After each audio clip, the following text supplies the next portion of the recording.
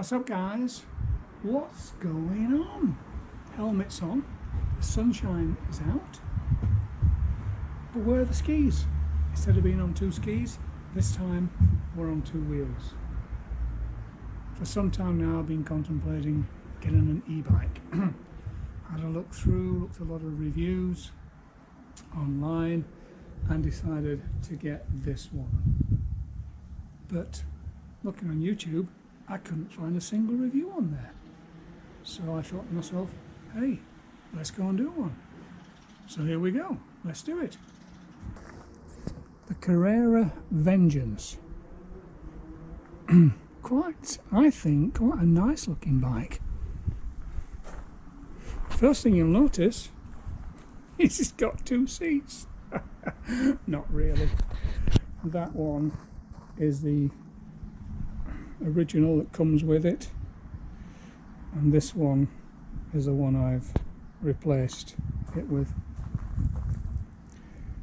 I find this is it's a nice sleek looking saddle, but boy does it doesn't do a lot for your backside. And that one, nice, really comfy.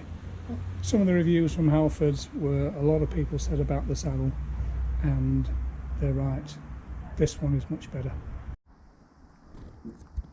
The other thing you might notice are the mudguards. These don't come as standard with the bike, they're aftermarket, $12.95 from your local Halfords. I think they add to the aesthetics of the bike, and of course they'll do well to keep your bike free from mud when it's wet. Right, so the Vengeance, bear in mind it's the entry level for an e-bike, 850 quid. See what you get for your money. Okay, left hand brake lever as for the rear as standard. Here is the power, the power switch. On off, click it once and the lights will flash. Here settles at 4 lights, which means it's 80 to full power, 80% to 100%, which is good. Here is the mode switch, low, medium and high. Press it once to go to medium, press it again to go to high. That is the assist that you get. More about that when we go on the test ride. On the right hand brake lever, ding, little bell, and here's the gear change. There are eight gears. Now, I don't know about you, but for me, that is enough. I can't be doing with 21 gears on a bike forever, up and down, left and right. 8 is plenty for me, and it seems to work quite well, especially with the electric. That's the up lever, oops, and that's the down change, up, down. Works pretty simple, but again, we'll go through that when we're on the test ride. Disc brakes, which seems to be the standard now on any decent mountain bike. Oh, it needs a clean look, we've been on it. Must give it a wash. The battery, insert the key, twist it anti-clockwise, and it just slides out like so, and ready to take indoors or in the garage and to charge it. Putting it back is just a reverse of taking it out, but make sure that fits in all the way. Twist the key and it slides it and it's locked. Here's the socket for charging.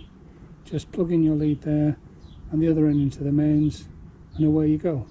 It takes about 5 to 6 hours from flat to fully charge. What you must remember on the entry-level bikes is that there's no throttle control for the power. It is just those 3 modes, low, medium and high.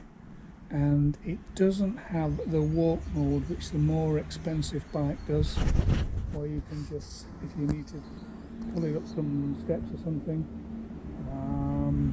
then that's very handy, but this one doesn't have it. And you have pushed it up some steps and it's okay. Yes, the bike's heavy, and the first thing you notice is that it's all at the back end, and the steering is really light. It does take a little bit of getting used to, but let's take it out and see what we can do.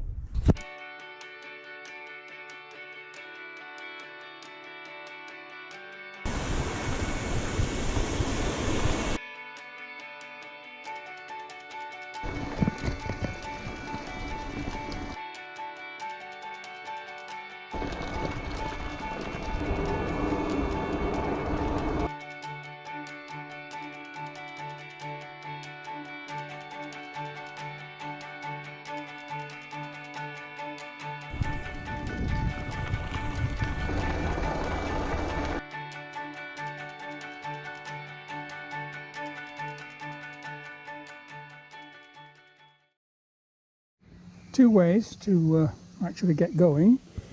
First, obviously without any power, it's just like a normal bike. Make sure it's in a low gear and away you go on the flat downhill. Now if it's uphill, or even if it's on the flat like this, I recommend putting the power on. But what you got to be careful of is that as soon as you start to pedal down, the power will kick in after about half a second. So as you pedal down now, wallop, here comes the power. But you get used to it pretty quickly, and it's certainly beneficial if you're on a hill or even on the flat. So let's have a pump down this one, see how we get on. Gear control on the right, let's go up a gear.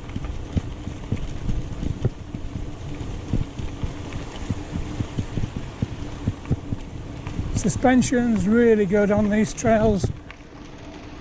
Front suspension on the foot really absorbs a lot of the bumps, and of course you've got the saddle at the bike, which again is a coil spring. That does help with this one I've purchased. Come down a gear because we've got to get off and push through here, I'm afraid. One thing to be aware of when you pushing uphill, like in this situation, turn the power off, because if the pedal catches there as it's done on something and the power's on, the bike will shoot out of your hands. Right, so you can see the difference if I pedal off without any power.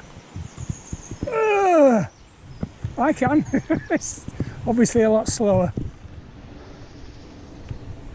So, coming into a fairly big incline. I'm in medium power mode at the moment, and looks like 6th gear, coping very well.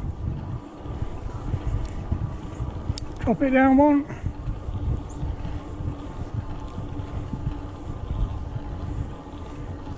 and another one, because it's getting steeper.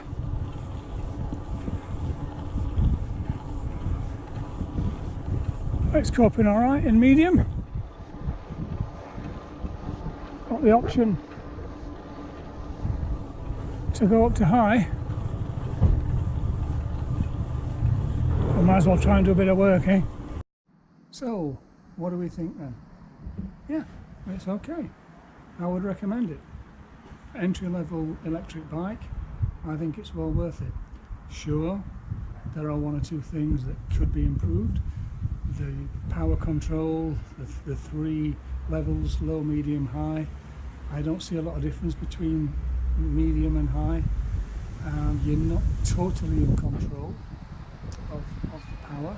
It sort of kicks in, and if I was hypercritical, I would say that you have more power when you don't need it and less power when you do need it. But that could be me that's still getting used to it. I'm finding each day I go out, I'm getting more and more comfortable with the bike and getting the best from it. Certainly the ride, the suspension over the trails, which you've probably seen on the videos, really impressive. I'm quite pleased with that. The battery life, don't know. Jury's out. I'll probably do another video about that in the near future, when I've taken on some long runs and give it a good test. I did take it out yesterday, and I think the app said I did 28 kilometres, but I think the app lost signal halfway through, so I'm not sure if that was correct. And I was coming back, and I was on the last level, so should do really a bit more than that. They claim 30 miles, and that 28 kilometres, what's that? 18 miles, 19 miles. So we'll do another test on that in the near future. But certainly, all in all, yeah, well worth it.